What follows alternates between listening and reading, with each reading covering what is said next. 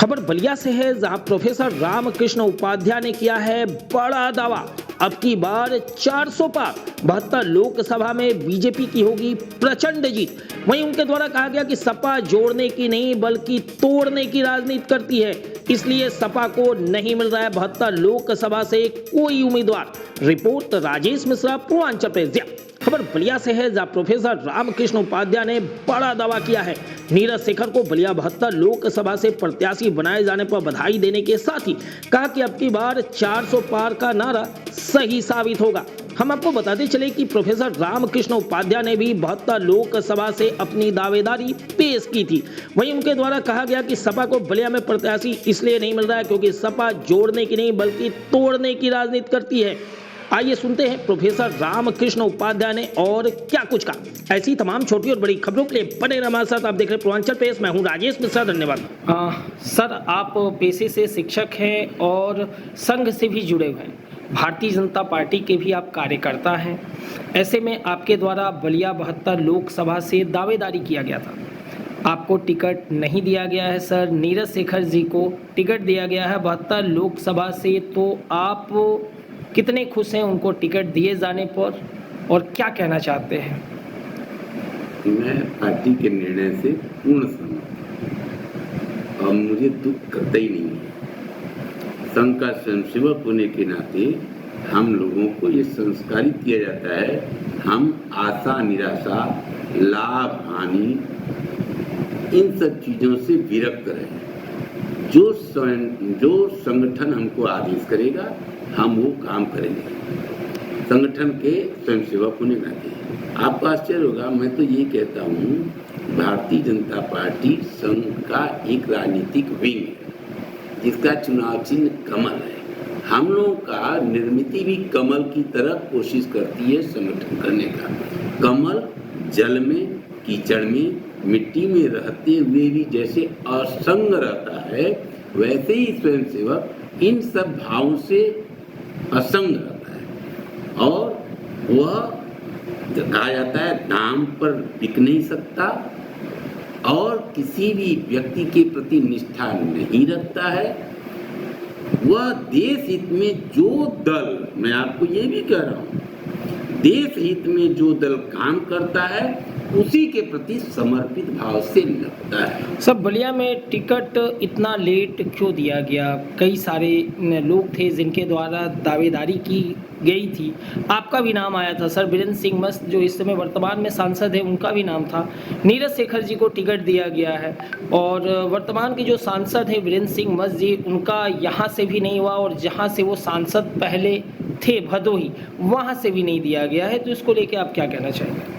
संगठन पूरा चर्चा करता है और संगठन का निर्णय सर्वोपरि होता है। वीरेंद्र सिंह मस्त जी के द्वारा ये कहा गया था कि मैं जहां से चाहूंगा वहीं से मुझे जो है टिकट मिलेगा। ये तो मैं नहीं कर सकता कि वो ऐसा कैसे कर दे। संगठन के ऊपर कोई नहीं, संगठन और देश, संगठन के ऊपर भी देश है हम लोगों के लिए। देश के हित में करेंगे काम, संगठन जो देगा मुझको काम। सर, भाजपा ने बलिया से घोषणा कर दिया है, सपा ने अभी तक अपने पत्ते नहीं खोले हैं, इस पे क्या कहना चाहते हैं? भाजपा ने घोषणा कर दिया, हम लोग उसके साथ हैं, हम लोग प्रसन्न हैं क्योंकि हमें भाजपा जीतेगी तो भाजपा नहीं जीतेगा, मैं समझता हूँ देश जीतेगा क्योंकि देश के हित में जो संगठन काम करता है हम सब उसके साथ हैं। सर, आपकी पार्टी का एक नारा है अब की बार 400 पार, क्या आपको लगता है अब की बार 400 पार? बिल्कुल जरूरी है 400 पार कराना।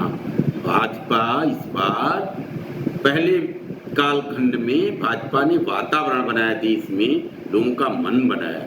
दूसरे कालखंड में उसने मोदी 2 कह लें जिसको, मोदी 2 में उसने 370 खत्म किया, उसने 400 श्री राम मंदिर बनाया और मोदी 3 में तो आतंकवाद, नक्सलवाद, भ्रष्टाचार मुक्त देश बनाना चाहता है। देश विकसित Bharat at the rate of 2047 के तर्ज पर चल रहा है और उसको विकसित भारत बना के रहना है। 2047 तक विकसित देशों में उसके शुमार करना है, भारत को पुनः गौरवशाली बनाना। आप देख भी रहे हैं कि भारत इस समय दुनिया में एक लीडर के रूप में उभर रहा है, विश्व गुरु के रूप में। दुनिया इस समय भारत की ओर आशा भरी निगाह से देख रहे हैं। इसलिए हम सब दिल और जान से जिसको भी वो संगठन टिकट देगा, पूरे तन मन धन से दिल और जान से लग करके 400 पार कराएंगे।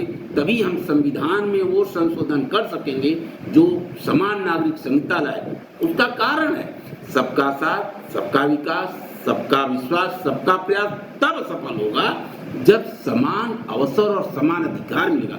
समान अवसर और समान अधिकार तब प्राप्त करेगा जब समान नागरिक संहिता लागू होगी और जनसंख्या नियंत्रण होगा। देश का विकास देश के अनुकूल होगा, देश के वातावरण के अनुकूल होगा। न पंथ पर जाना है, न जाति पर जाना है। देश को देश के पर्यावरण के आधार पर देश को विकसित करना है। इसलिए 400 पार होना आवश्यक है। हम विनती करते, निवेदन करते जनता जनार्दन से कि वह 400 पार करा करके मोदी जी के मोदी 3 को मजबूत करे, ताकि देश में कुछ काम किया जा सके। देश में नए नए निर्णय लेने हैं, कुछ ऐसे निर्णय लेने हैं जो देश हित में होगा, देश का गौरव बढ़ाएगा। इसलिए 400 पार होना चाहिए। जहां से कोई भी खड़ा होता है तो प्रत्याशी खड़ा नहीं होता है, देश खड़ा है। भारतीय जनता पार्टी की दृष्टि में सर कमल खड़ा है, हम सब कमल के साथ हैं। सर, आपकी पार्टी की अगर जो रणनीति है या जो भी नीतियां हैं, आप अगर सरकार बनाते हैं तो क्या आम जनता को राहत मिलेगी इस महंगाई से? आप ही के सरकार में सर आसमान छूता जा रहा है हर चीज का। कौन कहता है?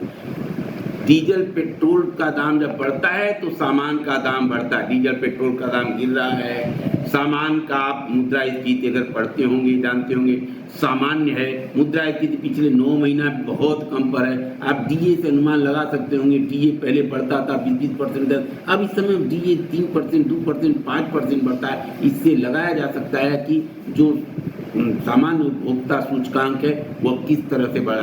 किसी के विरोधियों की कह देने से, किसी के माउथ प्रोपेगेंडा कर देने से थोड़ी देश को दुनिया देख रही है। देश का रेट इस समय एकदम, देश का ग्रोथ रेट जो है दुनिया में सबसे तेज है, सबसे ज्यादा। और ये माना जा रहा है कि 2028 तक ये तीसरा और आने वाले 2047 तक तो देश दुनिया में नंबर 1 होगा। इसमें कोई दो राय नहीं। हमें मोदी 3 लाना है, इसके लिए जी जान लगाना है। मुझे प्रत्याशी कम, पार्टी कम, कमल ही देखना है, कमल ही देखना। कमल खिलेगा, देश खिलेगा। सर, युवाओं को रोजगार नहीं मिल रहा है। कौन कहता है? स्किल इंडिया क्या है, मुद्रा योजना क्या है, स्टार्टअप क्या है, स्टैंड अप क्या है, लखपति दीदी क्या है, ये सब क्या है? ये सबसे रोजगार जो मिलेगा सरकारी नौकरी का जो डाटा दे करके, कहीं भी किसी भी देश में सरकारी नौकरी पर रोजगार नहीं होता है, उद्यमिता पर होता है। मोदी जी का लक्ष्य है प्लांट से फैक्ट्री, फैक्ट्री से इंडस्ट्री, इंडस्ट्री से इंडस्ट्रियलाइजेशन, और चौथा जो है पूरे देश में इंडस्ट्रियल कल्चर पैदा करना है। गुजरात देखिए, जर्मन देखिए, जापान देखिए, यहाँ इंडस्ट्रियल कल्चर है। ये देश भर के कोने कोने में 1 प्रोडक्ट 1 डिस्ट्रिक्ट की जगह 2 प्रोडक्ट 2 डिस्ट्रिक्ट, हर जिले का एक एक चीज जो बहुमूल्य है उसको ब्रांडिंग करके उसको लोकल, वोकल, ग्लोबल करना है। रीजनल, सीजनल, ओरिजिनल करना है। बलिया के संदर्भ में मैं कह सकता हूँ कि बलिया का ददरी मेला, बलिया का सुदिष्टि बाबा मेला, बलिया का एक नाथ बाबा का मेला, ये सब विश्व स्तर के हैं। इसको ब्रांडिंग करना है। यहाँ के उत्पाद को हम ब्रांडिंग करके देश के उत्पाद को विदेश तक ले जा सकते हैं। आम जाने लगा, मसाला जो जाता था पहले वो अब पुनः जाने लगा। भारत का एक्सपोर्ट तेजी से बढ़ रहा है। डाटा देखिए, इस समय दुनिया में जो हमारा IMF में रिजर्व है वह अब तक नहीं हुआ था, बहुत तेज जंप लिया हुआ है। सेंसेक्स देखिए कितना बढ़ा हुआ है।